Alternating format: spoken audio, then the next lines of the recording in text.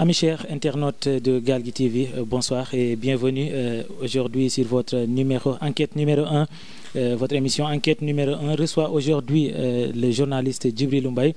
Djibril Mbaye, comme on l'appelle affectueusement l'homme de Bondji, ce qui veut dire qu'aujourd'hui on va s'intéresser au dossier de Bondji. Mais avant tout, on va vous présenter Monsieur Djibril Mbaye, bonjour. Bonjour Adrami Aïdara, un confrère. Bonjour à tous les téléspectateurs de Galgui Info. Je salue tout un chacun à son nom et à son titre, Monsieur Aïdara. Vous continuez toujours à me dire Monsieur Ahmed comme on l'était auparavant. Donc, bref, vous pouvez un peu nous faire la description, ou bien la situation géographique de Bondji. Oui, merci. Ça fait un plaisir de répondre à cette invitation ici dans vos locaux à Galgui Info. Bondji se trouve dans la région de Matam d'abord, département de Kanel, commune de Bokiladji. C'est une zone qui est composée de 42 villages, la commune de Bokiladji. Bondji fait partir et c'est un cas exceptionnel par rapport à tous les autres villages. Donc, ce qui veut dire que dans cette zone, il y a un manque criard d'eau. Donc, en cours d'émission, on va développer et revenir sur beaucoup d'aspects par rapport à cette affaire. Donc, vous avez fait un travail journalistique, un travail de terrain que vous avez fait à Bondji. Pourquoi vous êtes parti à Bondji?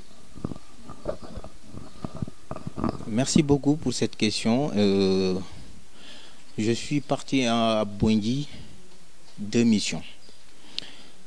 En tant qu'humaniste, vous n'êtes pas censé sans savoir que je suis dans l'humanitaire. Ça fait 5 ans de cela, dans le développement. Aussi, je suis journaliste. Je me revendique d'être un journaliste citoyen. Pourquoi journaliste citoyen? C'est un journaliste qui est à cheval entre le développement et la rédaction.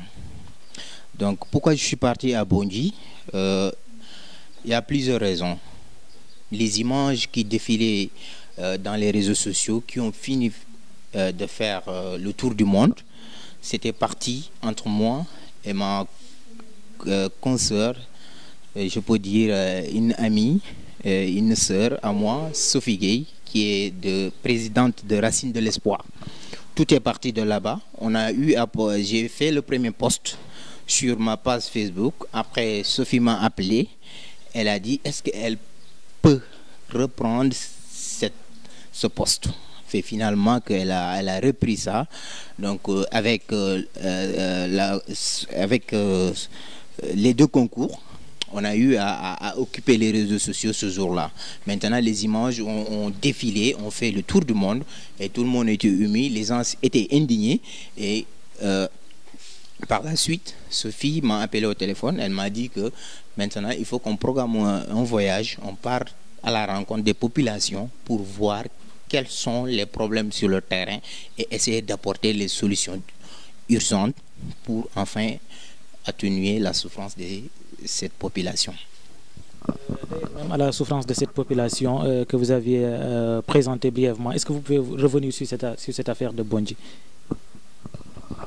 L'affaire de Bondji est un peu profonde.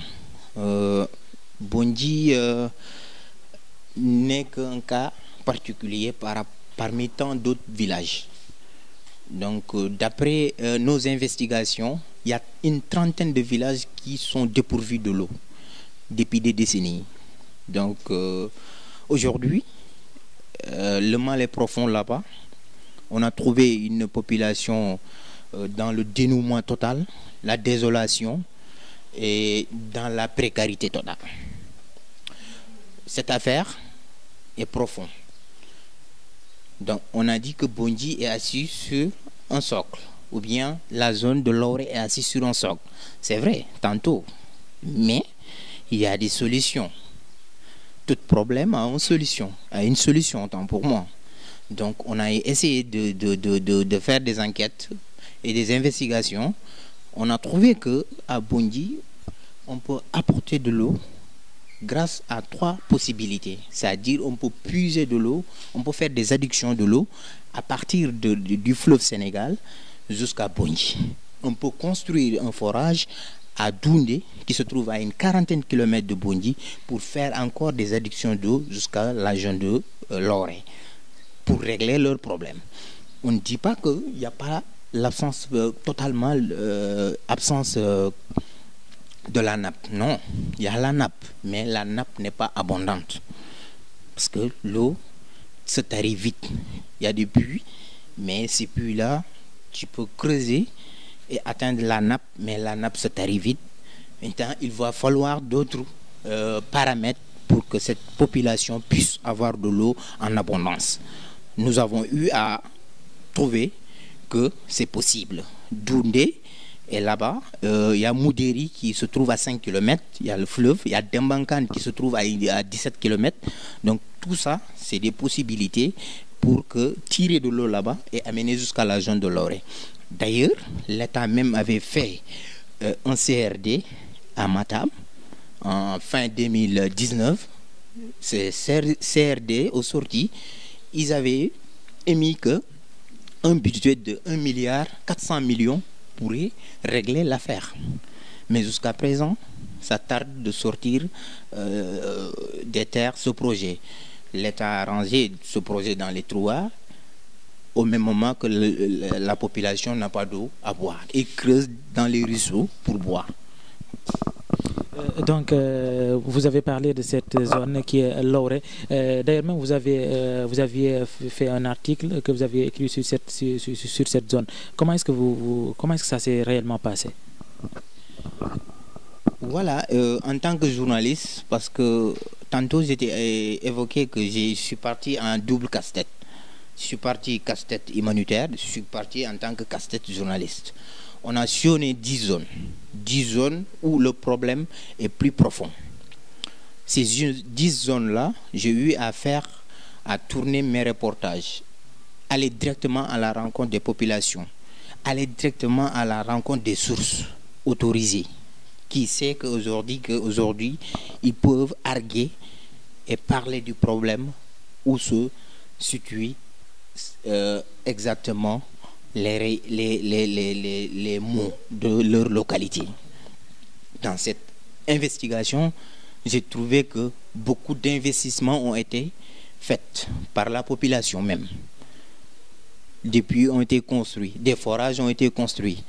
À titre d'exemple, à Kawal, il y a un forage qui a été construit à hauteur de 80 millions de francs CFA. Il n'y a pas d'eau.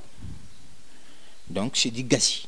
L'entreprise qui a eu à faire ce travail-là, c'est une entreprise turque, d'après les propos du chef de village que j'ai eu à interviewer. Tu voyez? Donc, ce qui veut dire que la zone de Loré n'est qu'une zone qui est dépourvue de l'eau depuis des décennies.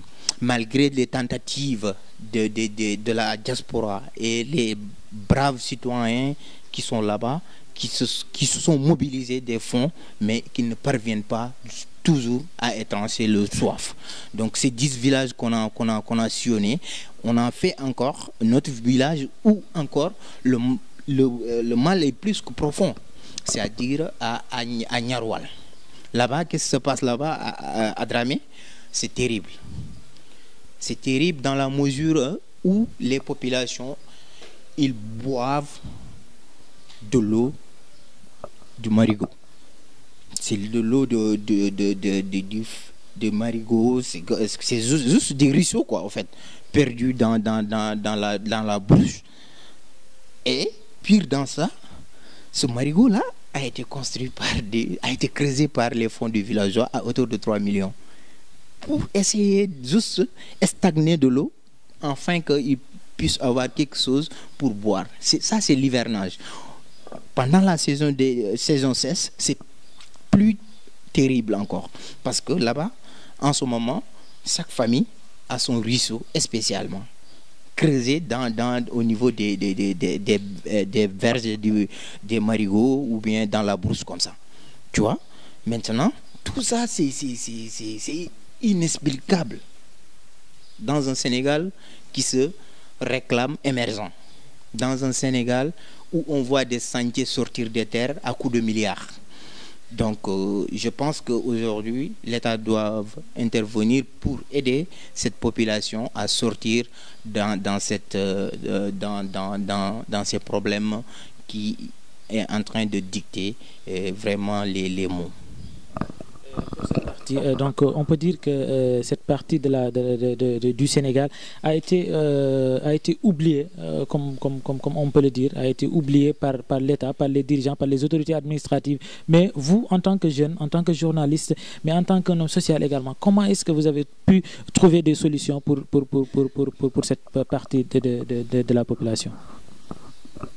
Merci beaucoup pour cette question. Donc, pourquoi on n'est pas parti pour simplement faire le buzz médiatique ou bien vouloir faire dans l'affaire tantôt pour avoir une audience particulière ou bien voyez-moi. Non, c'était pas ça. L'objectif de notre voyage, c'était d'aller voir les populations, essayer de trouver des solutions urgentes afin de décanter cette situation. Même si on ne pourra pas faire des investissements colossaux, on pourra essayer les investissements comme la construction d'un puits. D'abord, on a eu à penser que ce qu'il faut faire d'abord, dans une première étape, c'est-à-dire aller à la rencontre des populations, essayer de proposer, pourquoi pas, la construction des puits. Ce qui a été accepté par tous les chefs de village des 10 villages qu'on a sillonnés.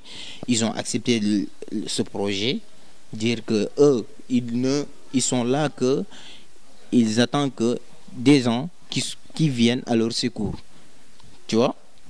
Donc dans ce cas, nous avons eu à travers nos articles et nos publications sur les réseaux sociaux, a connu un effet escompté.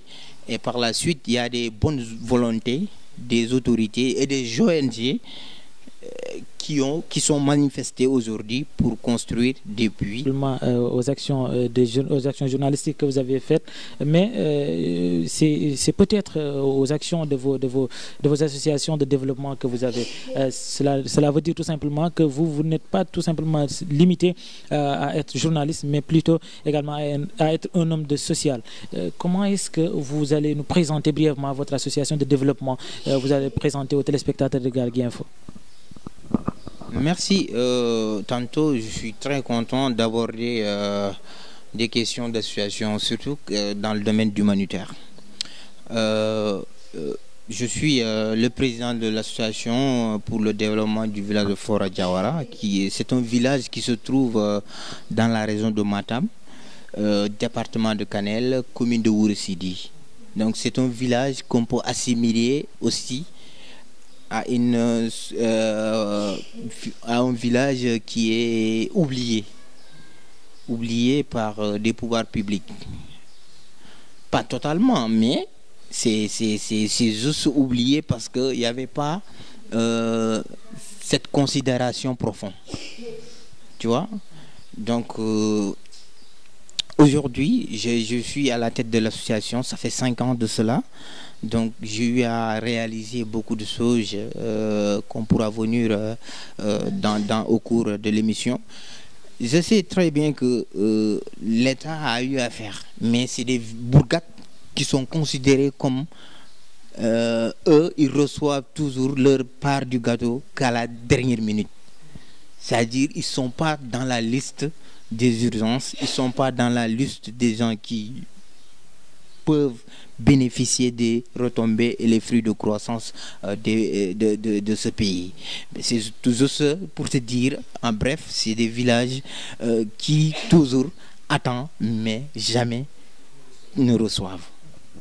Donc, par rapport à votre association, quelles sont les actions ou bien vos réalisations que vous allez présenter brièvement? Merci. C'est la cause même de la fondation de l'association en 2009. Autour d'un débat, nous les jeunes, on a posé la réflexion que on ne doit rien attendre de l'État. Sinon, ça risque de nous porter préjudice depuis notre naissance jusqu'à avoir à grandir ou bien à faire l'école jusqu'à sortir du village et revenir. Le village est toujours dans le même état. Ça ne change pas. Il n'y a pas de réalisation qu'on voit. Il n'y a pas de sentiers, grands sentiers qui sortent de terre. Il n'y a pas de l'électricité. Il n'y a pas de case de santé ou un centre de santé. L'école, ça existe. Même si la case de santé existe, mais la population grandit. Au fur et à mesure que les années avancent, la population augmente. Vous voyez qu'aujourd'hui, nous, on a eu, en 2009 jusqu'à aujourd'hui, il y a des gens qui ont succédé à la tête de l'association, que je remercie au passage, que je salue leur courage et leur initiative. Moi, je suis venu en 2015. Ce que j'ai eu à réaliser, donc, toujours, pour moi, c'est peu. Je suis toujours en train de travailler comment renforcer cela. J'ai eu à construire au cours de mon magistère, mandat, j'ai eu à construire une bibliothèque dans l'école, un marché pour les femmes du village à hauteur de 1,5 million, une bibliothèque qui a été construite à l'école avec 2000 livres pour les enfants, donc, et pour les enseignants aussi. Donc ça aussi, on a eu à doter aussi la case de santé en équipement de valeur de 2 millions avec l'appui d'une fondation qui se trouve en France, les Soucis des Nôtres. On a appuyé les femmes en matériel agricole, des formations techniques en permaculture qui essaient d'entrer dans le cadre des activités génératrices de revenus. Donc il y a beaucoup de choses qu'on a eu à faire dans le cadre de développement dans notre zone. Avec toutes vos réalisations, comment est-ce que vous faites pour pouvoir collecter des fonds? Merci beaucoup. La collecte des fonds dépendra simplement que des fonds internes. C'est-à-dire c'est pas des fonds publics. Ce collecte ne dépendra pas de l'État. On n'attend rien de l'État. On s'organise entre nous. On essaie de cotiser ensemble dans le bureau ici et au niveau de la diaspora, c'est-à-dire en France aussi, ils s'organisent pour cotiser. Maintenant, c'est ces fonds-là qu'on essaie de regrouper et faire des sentiers au village. Tantôt, je n'ai pas évoqué la construction du mur de l'école qui a été faite par notre diaspora à hauteur de 5 millions de francs CFA aussi. Je les remercie de passage, les jeunes qui se trouvent en France actuellement au foyer Boulogne, qui ne ménagent aucun effort pour faire sortir du village de l'ornière. Et aussi, ils sont actuellement, au moment où on parle, ils sont en train de travailler sur un projet noble, un projet qu'on sent que c'est un projet de vie. C'est-à-dire la construction de miradors au niveau des cimetières musulmanes de Fora Diawara. Donc tout ça, c'est des sentiers qui entrent toujours dans le cadre de développement du village, M.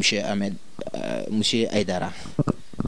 Bien vrai que vous aviez réalisé de grands chantiers dans cette zone de Fora Diawara. Pouvez-vous revenir un peu sur ces grands chantiers? Peut-être une dernière question. Oui, on a réalisé les grands sentiers à Fora Diawara. Ces sentiers-là entrent toujours dans le cadre du développement. Ce sont des sentiers sociaux, mais des sentiers qui... Aujourd'hui, c'est l'État qui doit le faire à la place des populations. Pourquoi? Tantôt, je t'avais évoqué qu'on avait carrément oublié ces villages-là, ces bourgades. Toujours, les politiques publiques n'ont besoin que notre électorat. Ils n'ont pas besoin de nous faire doter de services sociaux de base. Vous voyez? Nous, aujourd'hui, ce on est en train d'envisager de le faire, ce qui est en cours même, je peux le dire, c'est l'électrification rurale du village.